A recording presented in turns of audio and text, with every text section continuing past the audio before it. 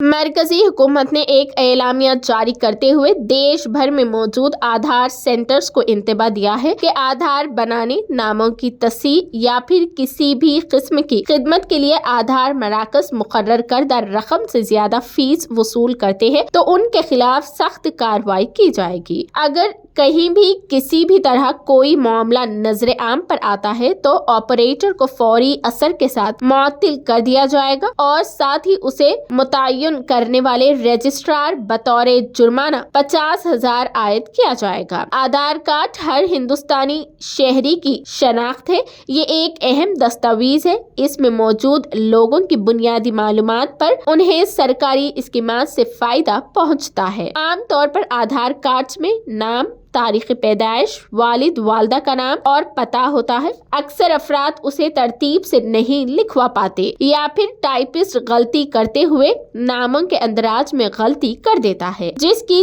درستگی کے لیے حکومت نے آدھار سینٹر میں مقررہ قیمتیں رکھی ہے۔ پتہ چلا ہے کہ ہندوستان کے منفرد شناختی کارڈ UIDAI جو آدھار کارڈ کا انضمام کرتی ہے، کارڈ ہولڈرز کو چاہیے کہ وہ اپنے کارڈز کو اپ ڈیٹ کروا لیں۔ 14 دسمبر یعنی آج آخری دن ہے کہ آپ اپنا آدھار کارڈ مفت میں اپ ڈیٹ کروا سکتے ہیں۔ کل سے آپ اس سروس کو پیسہ خرچ کرتے ہوئے حاصل کر سکتے ہیں، لیکن یہ سروس محدود رہے گی۔ حکومت نے آدھار سینٹرز کو خبردار کیا ہے کہ وہ عوام سے مقررہ قیمتیں ہی وصول کرے۔ اس سے زیادہ رقم کی مانگ کی گئی تو ایسے افراد پر سخت کارروائی کی جائے گی۔